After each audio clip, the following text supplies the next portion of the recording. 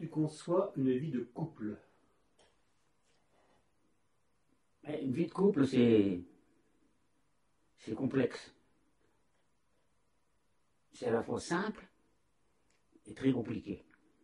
C'est-à-dire une vie de couple, moi quand même, qui va avoir presque 60 ans de vie de couple, c'est pas un long fleuve tranquille, c'est 50-50 une vie de couple. Il faut savoir, j'ai pas été toujours le mari exemplaire, j'ai fait des choix qui sont les miens. Maintenant, j'ai toujours eu une compagne qui a toujours été à mes côtés, et je serai toujours à ses côtés. Donc une vie de couple, il faut s'aimer fort. Mais l'amour ne vient pas les premiers jours ou les premières années. L'amour durable, l'amour, le vrai amour. L'amour, t'es jeune, bon, on est tous passés par là. Bon, t'as une compagne, t'as une copine, allez, je crois que c'est l'amour. Non, l'amour, c'est pas ça l'amour. L'amour, c'est une vie, l'amour. C'est un parcours de vie, l'amour. L'amour, c'est les embûches d'une vie. C'est ce que tu peux.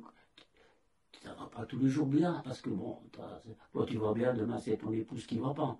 Donc tu passes par des stades, si tu veux, de vie complexes et compliqués. Donc, quand tu tiens à l'autre,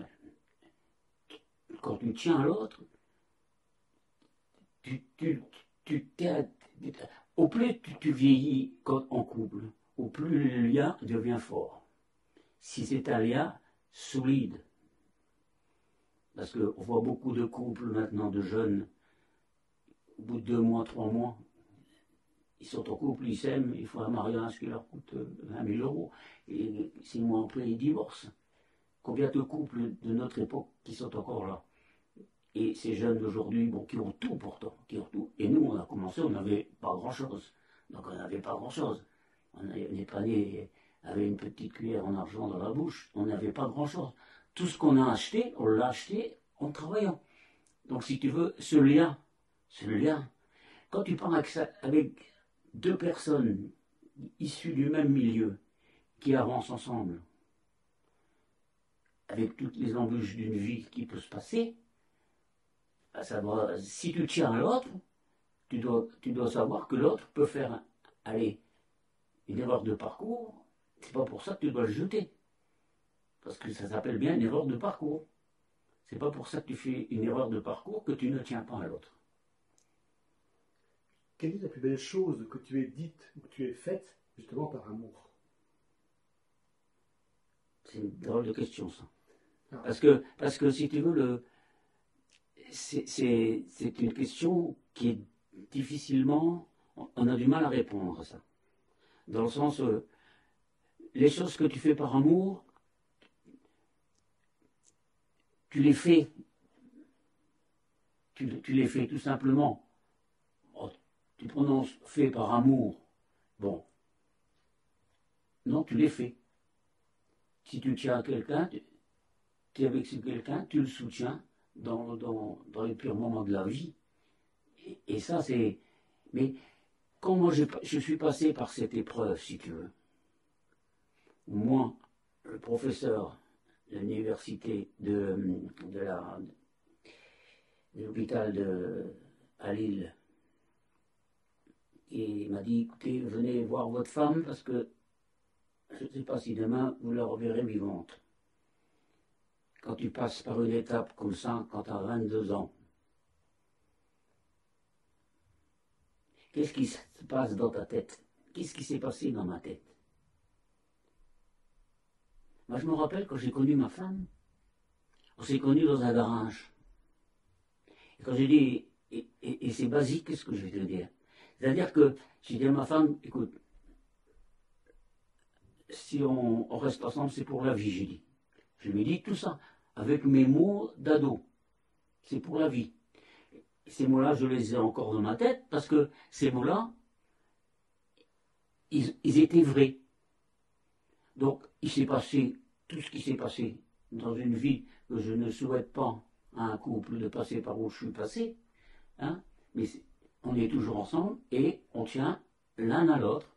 Bon, tu peux dire ça par amour, certainement, hein, mais voilà, c'est par amour de l'autre.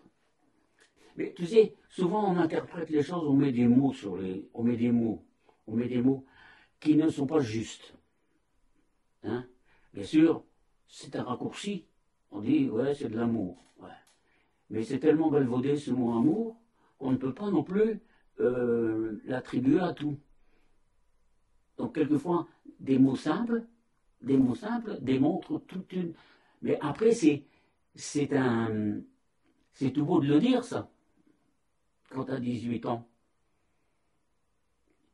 Mais il faut le penser aussi à 70 ans, ou 80.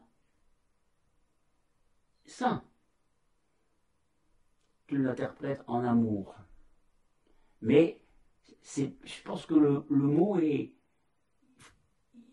Il faudrait un mot plus fort que l'amour. Qu'est-ce que ça pourrait être, ce mot? Comment tu l'appellerais, toi? Ben, la vie. La vie. Parce que la vie, ça devrait. C'est la vie. Ben, la preuve, ce que je te dis, j'ai dit, bon, c'est pour la vie. Donc c'est pour la vie.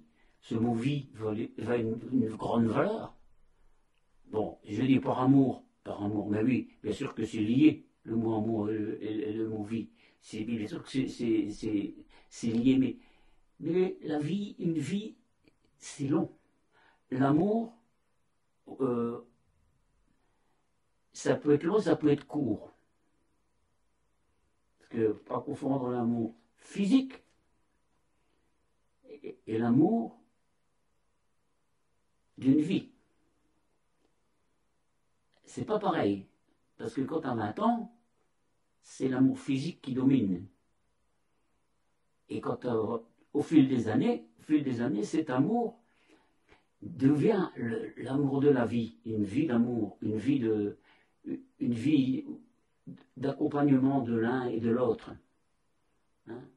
Tu sais, bon, peut-être qu'il y a d'autres façons d'exprimer ça, mais pour moi, ça réunit ça. Qu'est-ce que tu peux nous raconter de la sexualité? Bon, la sexualité, c'est complexe. Dans le sens que dans un couple, un homme et une femme n'ont pas toujours les mêmes besoins. Je dis bien besoins. La sexualité des femmes, pour moi, je vais peut-être dire une connerie. On croit que c'est une preuve d'amour. Au début, bien sûr, c'est une preuve d'amour. C'est un besoin physique. Donc, pour confondre un besoin physique et aimer quelqu'un, tu peux aimer quelqu'un sans avoir de rapport sexuel. Tu peux aimer quelqu'un parce que tu aimes ce quelqu'un. Maintenant, tu n'es pas obligé de coucher avec. Tu l'aimes ce quelqu'un. C'est pas. C'est pas. Faut pas tout amener à ça, à ce besoin physique. Moi, j'ai peut-être plus de besoins que ma femme en a. Donc, et ça, c'est un dilemme pour certains hommes, ou une femme. Une femme peut avoir plus de besoins que son conjoint. Donc, c'est pour ça qu'elle va voir ailleurs, parce qu'elle n'est pas satisfaite de son bonhomme. Et vice-versa. Donc, si tu veux ça, mais on revient toujours à c'est physique. Tu as des besoins sexuels, donc des besoins physiques. Et ce besoin physique n'est pas que de l'amour.